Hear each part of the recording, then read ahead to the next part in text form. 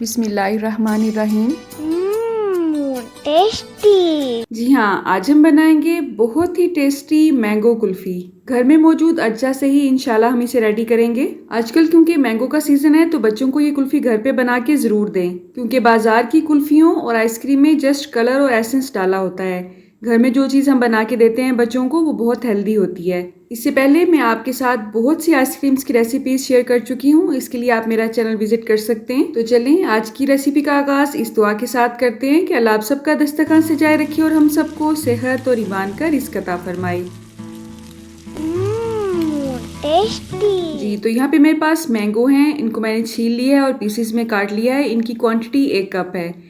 इसे हमने अच्छी तरह से ग्राइंड कर लेना है और इसका एक पेस्ट रेडी कर लेना है। आप देख सकते हैं इसकी बहुत ही स्मूथ सी पेस्ट रेडी हो चुकी है। अब ये आपकी मैंगो की क्वालिटी पे डिपेंड करता है कि उसमें कितने रेशे हैं। अगर तो आप समझते हैं कि इसमें बहुत ज्यादा रेशे हैं तो आपको इसे छानना पड़ेगा, और अगर आपकी मैंगो की क्वालिटी ऐसी है जिसमें रेशे नहीं है तो आप ये स्टेप स्किप कर सकते हैं। ठीक है, अब देखने में तो ऐसा लग रहा है जैसे इसमें कुछ भी नहीं निकला है, लेकिन लंबे लंबे से रेशे जाली के ऊपर ही रह चुके हैं। बाकी जो स्मूथ पेस्ट है वो जाली के नीचे आ चुकी है। अब मैंगो पल्प बिल्कुल रेडी है रेसिपी में जाने के लिए। अब यहाँ पे मैंने एक सॉस पैन लिया है, उसमें ऐड करेंगे 3 कप दूध।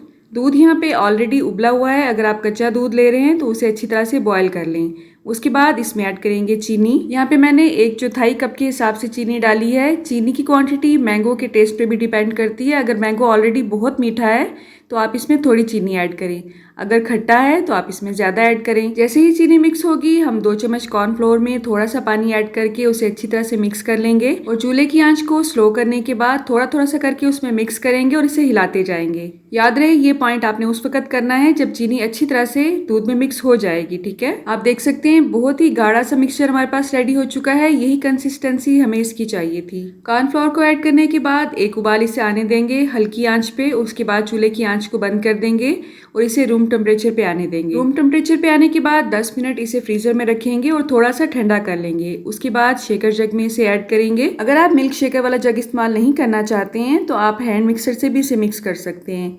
मैंगो पल्प जो हमने रेडी किया था वो भी इसमें ऐड कर देंगे। अब ये डब्बे वाली क्रीम बिल्कुल ऑप्शनल है, अगर आप इसे स्किप करना चाहें तो स्किप कर सकते हैं। इसके जस्ट मैंने 3 चम्मच ही इसमें ऐड किए हैं।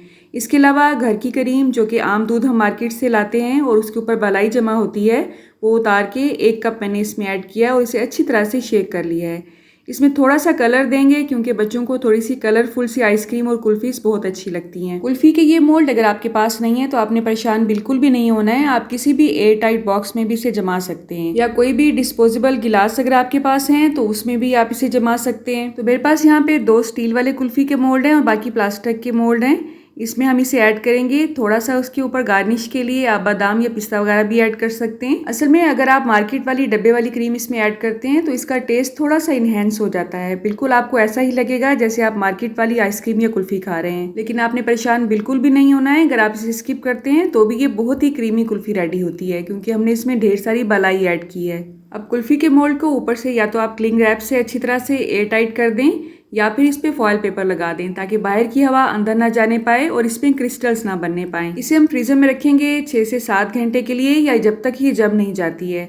जो अमेज़ा बचा उसे मैंने इस तरह से स्टील के बॉक्स में ऐड किया, लेकिन मैंने इसके ऊपर फॉयल पेपर क्योंकि नहीं लगाया था और डब्बा भी एयर टाइट नहीं था, इसलिए इसमें थोड़े से क्रिस्टल्स बन गए थे। बस फ्रीजर से निकालने के बाद 5 से 7 मिनट के लिए अगर आप इसे बाहर रखेंगे तो वो क्रिस्टल्स काफ़ी हद तक नरम हो जाते हैं, लेकिन जिसके ऊपर हमने फॉयल पेपर लगाया था उसमें क्रिस्टल्स नहीं बनेंगे इंशाल्लाह। इन्हें मोल्ड से निकालने से पहले थोड़ी देर इन्हें पानी में डिप करें। बहुत ही आसानी के साथ ये मोल्ड से निकल आती हैं इंशाल्लाह। अगर आप ये रेसिपी ट्राई करेंगे तो सब आपकी तारीफ करेंगे और बच्चे तो आपके दीवाने हो जाएंगे इंशाल्लाह। नेक्स्ट रेसिपी मैंगो की कुल्फी की जो मैं आपके साथ शेयर करूंगी उसमें हम चूल्हा बिल्कुल भी नहीं जलाएंगे। तो आपने मेरे चैनल से इन टच रहना है। अगर आपको रेसिपीज अच्छी लगती हैं तो प्लीज दूसरों से शेयर जरूर किया करें। अगर आप शेयर नहीं करते हैं तो मेरी वीडियोस वहीं रुक जाती हैं। सर्व करने से पहले भी आप इसे बादाम या पिस्ते वगैरह से गार्निश कर सकते हैं। एक दफा ये रेसिपी जरूर ट्राई करें और कमेंट बॉक्स में बताएं कि आपका ये एक्सपीरियंस कैसा रहा। आप कहाँ से और किस सिटी से मेरी वीडियोस को वॉच करते हैं। अगर आप कमेंट बॉक्स में मुझे बताएंगे तो मेरे लिए एक इनाम से कम नहीं होगा। अल्लाह आप सबका दस्तरखान सजाए रखे और हम सबको सेहत और ईमान का रिस्क अता फरमाए।